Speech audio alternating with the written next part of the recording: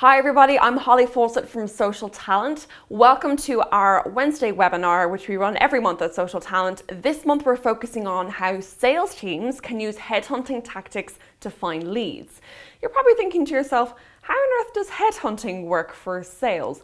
Well, at Social Talent we have been working with recruiters and people in HR and the talent acquisition field for about 6 years now, since late 2010, coming into our 7th year. And we have been learning all about headhunting, finding the right people, finding contact numbers, finding email addresses, creating long lists of prospects, working out better ways of communicating with these individuals so that we convert them over the line to become our candidate, all of that type of thing. That has been our bread and butter for a really, really long time. And we have created an entire training program around this. It's called our Black Belt in Internet Recruitment, and we have about 8 spin-off programs from that as well. But we realized, and a lot of our customers have realized as well, we supplement very quickly the term candidate, which is our recruiting candidate, the ones that were in an interview process when you apply for a job. Supplement the term candidate for the term customer, and they work in extraordinarily similar ways. So we have ways of working smarter to live happier, and we really want to make sure that as salespeople that you have the tools to be able to work smarter so that you can live happier. I'm sure you've been brought to this webinar from your recruiting team. We're pretty well popular with recruiting teams these days, but if your recruiter sent you here as a way of watching this webinar to think, I think you might find this interesting, please, absolutely. This is going to be 30 minutes, hopefully, that I think will absolutely change your life. You ready? You're probably thinking, okay, again, what is it that recruiters actually do? Well, recruiters, first of all, we stalk people online. Listen, we are professional stalkers now at this stage. We will probably assist in missing persons investigators easier than anybody else. We are incredibly good at the stalking. But also recruiters will find precisely the person who they want to hire. They will source people online. They will literally rake through reams of data, look at professional databases, work out exactly the type of person that they want to hire based on their skills, and build a list of candidates that they want to reach out to. They'll get their contact details. We have ways, trust me, we have really, really weird stalkery ways of finding contact details, email addresses, phone numbers, etc. for people. We also strike up a relationship. We have a way of communicating with people and building relationships, and a lot of our work is actually relationship based. Headhunters aren't quite, pluck out people out of absolute thin air. In order to convert them into becoming a hire and actually recruit them into a role, we have to have a relationship there, and it is very much one based a huge amount on trust. Because when you think about it, a recruiting transaction and the same as a sales transaction, someone is literally being sold their life. I mean, you are changing and potentially changing somebody's life with a job. It's a really, really, really big deal, and it's a huge investment. So the buying process can actually take quite a while. When we look at these couple of things, when we look at these 5 elements of what a recruiter actually do, what recruiters do, we'll look at, first of all, they're hunting. So a lot of that kind of work is very familiar to us as salespeople. Hunting is hugely there. They're also doing lead demand generation quite a lot in terms of actually striking up relationships, getting to know that individual and what it is that they want, but then also looking at, well, actually we can supply you with solutions that helps you with your problems, and striking up that lead demand there as well. But then furthermore, with that recruiting them into the role is all about selling. So they very much know how to communicate with people in a way that really lands home and gets them over the line, both to sell to the hiring manager who actually wants to hire them, but also for that person to go through with quitting their job, where they were before, they're really happy, quitting their job and moving to another role with a different organization. So a lot of selling actually goes into the recruiting process. They're incredibly similar things. So what we're actually going to cover on this webinar in this 30 minutes is finding that person you really want to pitch to and getting their contact details. That's what we're going to look at. We're going to use 2 tools. Those tools are LinkedIn and Google. Those are our favorite places for recruiters to live. I'm sure as a salesperson, you're pretty much living in LinkedIn as well, but most likely you're not really utilizing LinkedIn to the best of its ability. The way we're going to use LinkedIn for this particular webinar is using the free version of LinkedIn. We're not necessarily going to look at Sales Navigator, although the techniques that we use today within the free version of LinkedIn can absolutely 100% be spliced across the LinkedIn Sales Navigator, and you can utilize your LinkedIn Sales Navigator tools to filter your search to look for those, for example, who are already part of your network, to build as leads, etc. Okay, so let's get started. When it comes to that outbound business development, really our target persona is we're looking at what company do we need to actually target, and then who in that company we need to target. Based on that, what company? We've got at least 2 ways in which we actually want to search. First of all, we've got companies in sectors that in general are going to need our product or service. So you might already have a list of companies that you want to reach out to that were given to you by your sales manager. But what if you're the one who actually needs to build that list in the first place? Well, we can also look at companies that employ certain types of people who will need our product or service. For example, we can look at, we sell software solutions, and I need to sell to companies that have large marketing teams because they're more likely to have the budget and the requirements and the need for my marketing type software product. And so we might look at companies that employ large numbers of marketeers and people within that field and start targeting those individuals because based on the types of companies and types of teams that are literally making up inside that organization. So when we look at, so let's say for example, we're going to look at the first one, which is finding companies in which we want to target, people in a general sector. For example, let's pick out of thin air. I have the legal sector, okay? So I'm going to pitch to companies that are, large legal firms. For this, I'm just going to go to Google. Google will be able to tell me things like, what are the largest law firms out there? If I Google, for example, biggest law firms in London. What are the large law firms in London? And sure enough, there's going to be lots of search results, one of which is Wikipedia. Wikipedia is our best friend when it comes to recruiting, and it really is as well when it comes to sales as well. It's huge. So if we go into Wikipedia, here is a beautiful list of the largest law firms in the United Kingdom. And from here, we can also see which ones have head offices in London. And we can also see the employee size, the revenue size, etc. And we're going, oh my God, here's, DLA Page and everybody else, Clifford Chance. Bingo, bingo, bingo. These are the large law firms that I need to target. Now, when it comes to that list, where do I put it? This is something that a recruiter uses on a day-to-day basis. It is a really, really low-tech tool, and it's available on every single computer. It is called Notepad. Notepad is the least high-tech word processor there is out there. In fact, there is virtually no processing of your text. It is plain text, plain text. There's no formatting in this at all. So in order to get to Notepad, you simply go to the bottom left corner of your computer screen, you click on the Start menu, go into Applications, Accessories, and Notepad, or just search for the word Notepad and you'll find that little icon. And as I said, this is pure unformatted text. There's no formatting here at all. So for example, our quotation marks that we use around certain phrases don't get turned into those lovely 66s and 99s. Our dashes that we use maybe to minus things out, we don't want people from our own company, for example, that dash might be turned into a long hyphen and we wanted to keep it quite small. So that unformatted text is really important. But also, what's really nice as well is by actually building a list on a computer screen rather than a piece of paper, it's editable, shareable, and searchable as well. If you're using a Mac computer, so I use Mac on a day-to-day basis, the program that we use instead is called TextEdit. Okay, so there is a similar program called Notes on Mac. That's not the one you want.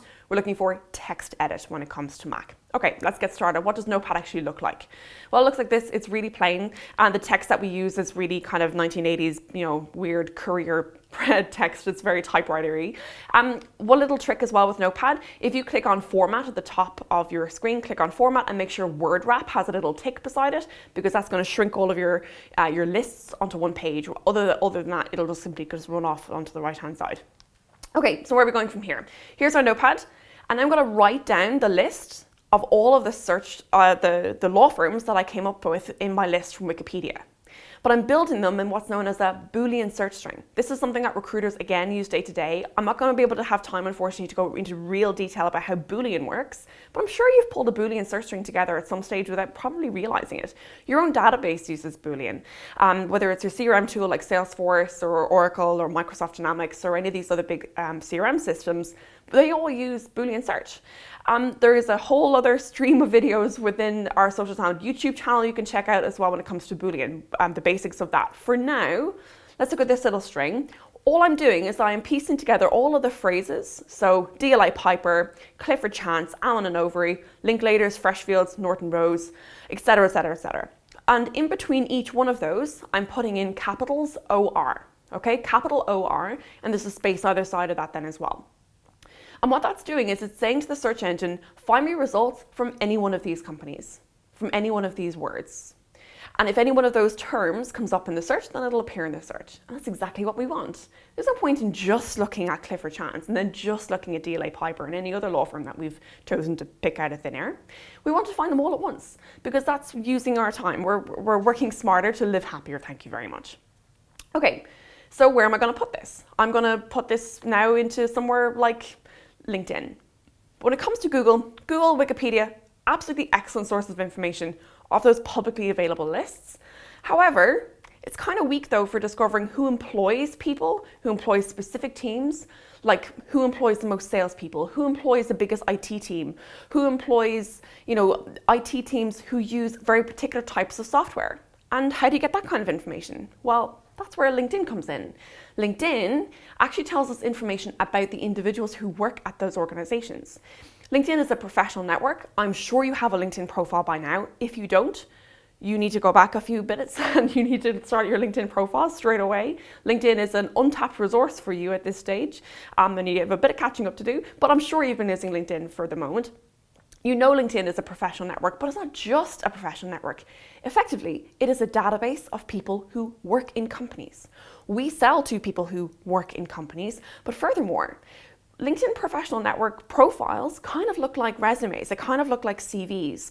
And when we think about that culmination of data, about, well, if somebody, a big team, if their CVs or their resumes kind of say that they work with that particular type of software, that they have that type of skill, that these are the types of projects that they work on, that tells us as salespeople an enormous amount about what that organization's focus is on, what type of products that they may require, what type of services they may require, and therefore we're able to target our pitch precisely to customers who need our products, rather than just ringing up on the phone and going, hey, do you need an ERP tool? And the company's going, no, we're not big enough for a big planning tool like that. We don't need something like that at all. So that's where we're going to utilize something like LinkedIn, so that we get a really fine targeted list and discover actual customers and potential customers who actually do have a need for your product. We're not just going out there blind. Furthermore, LinkedIn is massive. I mean, it has nearly 500 million profiles, and these are of professionals. So we're talking white collar, to medium kind of professionalism, a lot of freelancers out there as well, but it's roughly 60% of the workforce in most markets utilize LinkedIn as well. But also the words that people use to describe their experience, one of the best ways to understand who they work for and how they actually do their work and fine tune our targeting from there. When I look at my LinkedIn, we've got this big search bar here at the top. So take a look at that search bar. Once we're actually in that search bar there, that common search, we realize there's a little bit of a tricky way to get to a decent search page where I can kind of really utilize that search string that we created earlier on.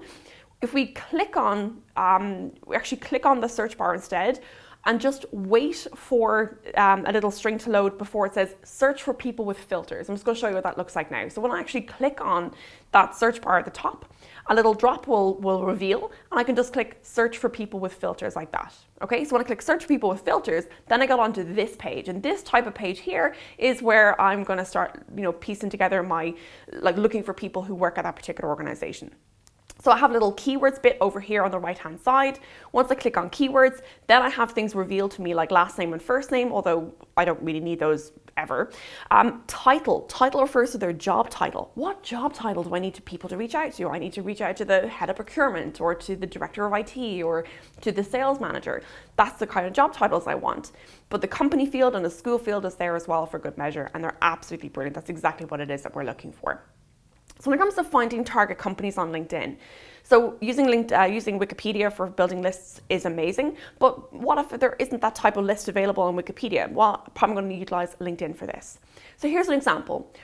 What companies in a particular sector, it might be sectors in general, okay? So it could be sectors across the base, need our product or service.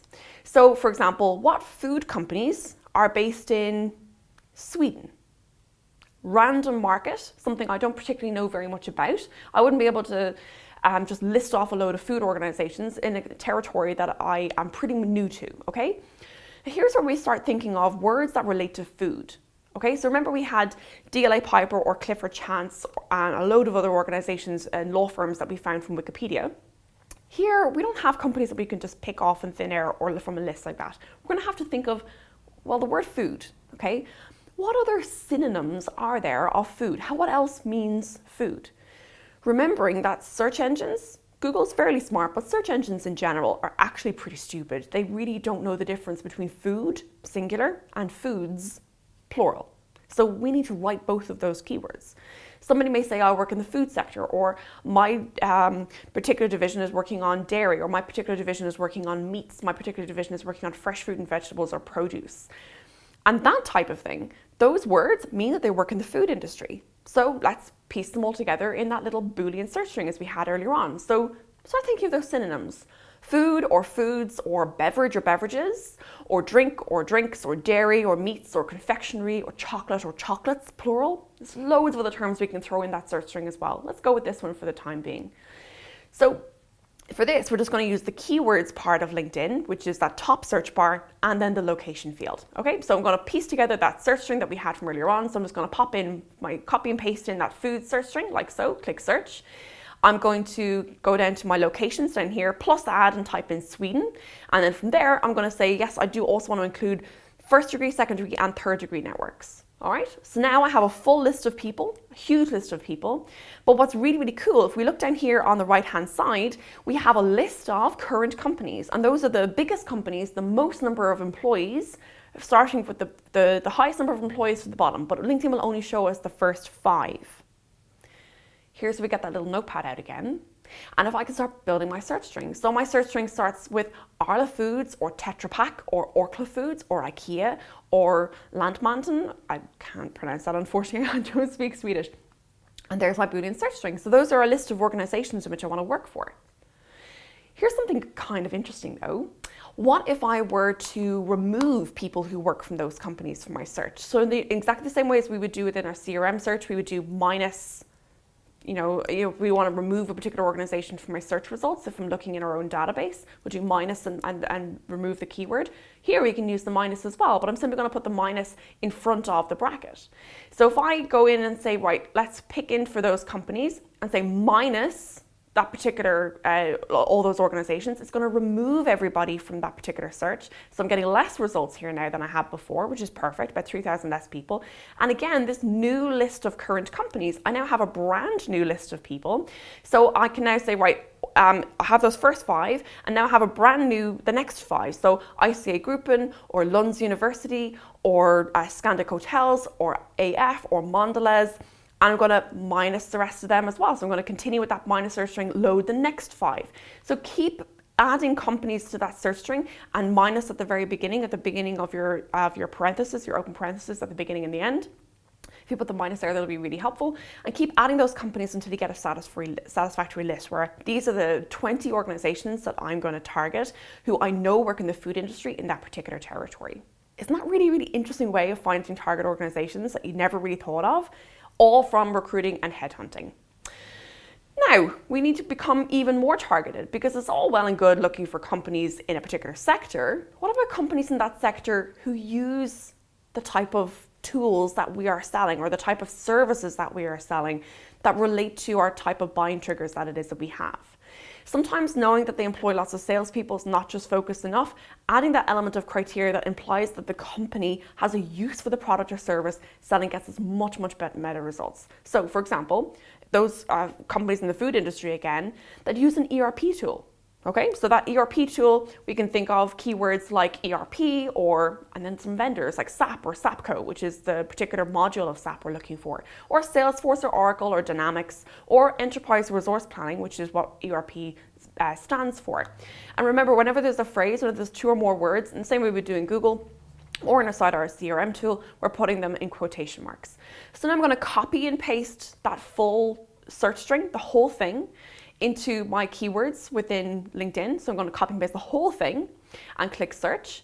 And now when I again expanded out to my first degree and third degree networks, again type in my location. I'm looking for Sweden in this particular instance because that's the territory I'm looking for. And now expand out the current companies. And when I expand out those particular companies, now I have companies who I know not just are they in the food industry, but they use an ERP tool. So I'm becoming even more targeted within my search list.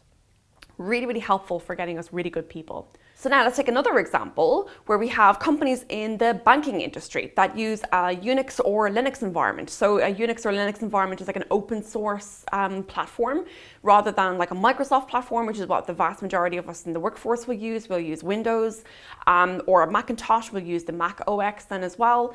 And Unix or Linux is more an open source version of that where you can kind of hack it to bits and really customize it for your own uses. And it's actually very, very common within the banking industry. But what banks do we know use Unix or Linux? Well, again, we can use our Boolean search string. So again, take that notepad out, not a physical notepad. Remember, it's the program notepad from your computer, and think of all the different ways that we can say banking. What else means banking? Remember that there's actually a lot of terms in here as well that we can customize or kind of teach the search engine that banking. Bank also means banking, that banks means banking, that credit means banking, the finance means banking, or financial, or fund, or FS, or pensions, etc., etc., etc. So looking at all of the different terms for that. And then Linux or Unix. Those are pretty simple terms from that. So I'm going to copy and paste that full search string again into LinkedIn, into the top keyword search of LinkedIn. And now here I can look at the current companies of people who say that they're working in the banking or finance sector, who look at utilizing tools like Unix or Linux. Now, you look at the research results, you're probably thinking, those aren't banks, Holly, what are you talking about? Those aren't banks at all. They're IBM and Oracle and Hewlett Packard and Microsoft. That's not quite what I'm after.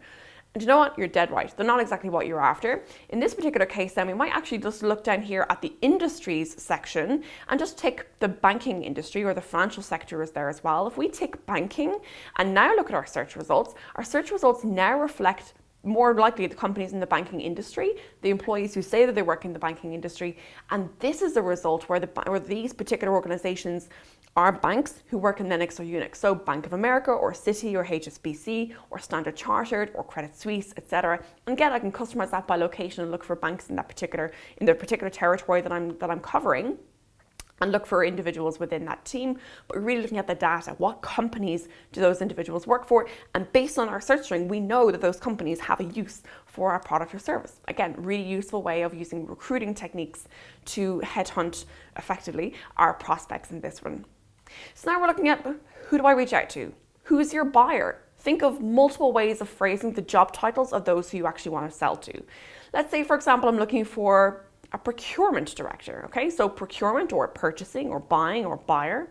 And then what about director? Well, director has its own synonyms. So director or DIR or head or VP for vice president, so or SVP or AVP or vice or president or regional or country or global. Those kind of terms will pretty much mean what I want them to mean.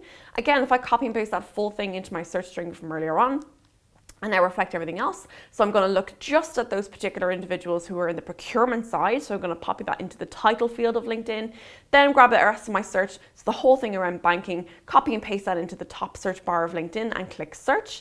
Now, once again, I need to make sure that I'm using the third and everyone else. So first degree, second degree, and third degree networks. The whole thing is worked in from that.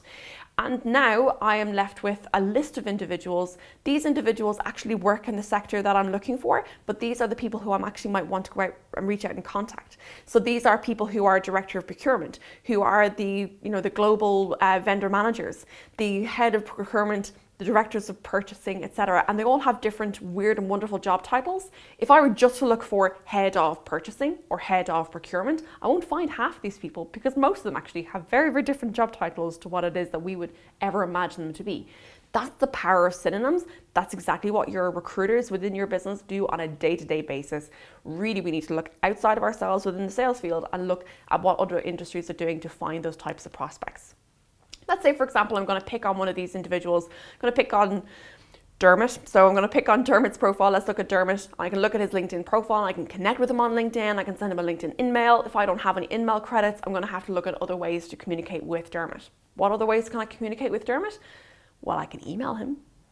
Yes, as I said before, recruiters will find people's email addresses. We're pretty stalkery in that particular way. So let's find Dermot's email. How do I do that? First of all, it's not written on his LinkedIn profile, but I can work out a way of finding his email address.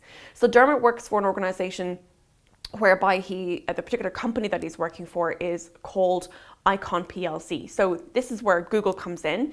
I'm looking at what the name of the company is, and the company's name is Icon Clinical Research. If I click Google search, and here's where I can see, right, that's Icon PLC's website, so I know that their website domain is iconplc.com. This is all really, really important. Now I'm going to show you a little trick, okay? This is a really, really cool little search string to put into Google, only in Google. Actually, sorry, this will kind of work in Bing as well, but pretty much Google. Nobody ever really uses Bing that much anymore. So looking in Google, and it is open quotes, email, iconplc.com. All right, let's not go too far. Let's look at that search string again. It is open quotes, the word email. All right, and then we have star, space, star. All right, and there's spaces either side of that as well. So space star, and then the name of the company domain, so that's iconplc.com, that's the company's domain, and then close quotes. All right, so that full thing, open quotes, email, star, and then the company's web domain, close quotes. Okay, got me from now? That particular little search string, you just swap out the company's domain for whatever organization you're looking for, plug that into Google, and what do you get? Well, you don't actually get necessarily a full, a special Google listing where, oh, Holly, I see you wanted to know the email address pattern for this particular organization. It's not going to do that. What it does give you is more intimate than that. We can look at the search results and go, oh, I see a person's actual email address there, and I can see that it's first name dot last name. Now, there's only one email address there. One email address does not make a pattern, so let's look throughout the rest of the results. We see another one down here at the bottom. If I go on to page 2, I can see more. First name dot last name seems to be the pattern for this particular organization. Now, you know as a salesperson that once you get the email address pattern of a particular company, bingo, you are on. We know that the search, that the particular email address pattern for that type of organization, what that target customer's likely email is going to be first name dot last name at that particular organization.com. Done. Now what do? Well, I can just email Dermot, of course. I can also verify that his email address exists, and there's a really, really cool tool called mailtester.com. Mailtester.com seems to be one of the most reliable in this. There's a load of other versions of this then as well, some of which are paid, some of which are free. Mailtester is completely free, mailtester.com. And all I need to do is plug in the email address. So I'm going to plug in here Dermot's email address, first name dot last name at iconplc.com, and click check address. And when I do that, it brings me up a search result. It just simply pings the server and sees does it get a response back. Where I can see mostly green means that that whole email web domain, that does exist. You have that completely correct. Now at the bottom here, unfortunately, it has it in orange, which means that unfortunately, we can verify that it exists or not. You will either get a full green where you get, yep, absolutely, Holly, you are bang on 100%, that email address exists. Or you will get mostly green with then a line of red at the bottom, whereas we're able to categorically say, nope, that email address is incorrect. Either the person doesn't work there any longer, or you have the email address pattern incorrect. Or if it's orange, it means that unfortunately it doesn't allow the web server to ping back that request when it comes to their email address. But listen, what we're going to do? What are we going to do from now? I don't have a clarified or verified email address for this particular individual. What am I going to do instead? I can just email him. I mean, I pretty much know that his email address is going to be first name dot last name at, as are the vast majority of work email address patterns. I'm sure you figured that out by now. So I'm just going to email Dermot, but of course I'm going to email him in a way that makes him respond. So I'm going to optimize my subject line. I'm going to really personalize that message, reach out to him and understand, listen, I understand that you're director of purchasing, but I also understand that your team within the particular division that you're selling into is really struggling with this particular type of function because they don't have our product. Let's have a conversation, yeah? And start it off from there. If that's the type of way you want to approach this, where we're using really personalized email communication rather than just sending blank messages out to people in the hope that something will stick, this is not a case where we're simply just throwing something at the wall and seeing what sticks up there. It's very, very targeted. It's really maximizing our time. We're working smarter so that we're able to live happier. We're achieving our goals, and we're actually able to leave the office at a relatively decent time in the evening. Trust me, us in recruiting, I've been doing this for decades now. It is very much time that recruiters get in, that salespeople get in on the act when it comes to Boolean search and really fine-tuning and mining LinkedIn for that type of data. If you're intrigued to know a little bit more, we have tons more videos on our YouTube channel that you can check out to learn about Boolean, but also you should look up our black belt in social selling. You can go to socialtalent.co/product/social selling to learn a little bit more about what it is, the program that we run for salespeople. But if you're interested in our webinar for next month, for May, we're looking at candidate care, turning candidate rejection into candidate affection on May 3rd. I really look forward to seeing you there. You can register at socialtalent.co/webinars. If you are brand new to us at Social Talent, if your recruiters have sent you on as a salesperson, you are welcome. I hope you've enjoyed this session. I really look forward to hearing your feedback. Maybe connect with me on LinkedIn or send us a tweet as well. And I hope you have a fantastic Wednesday. See you, everybody. Bye.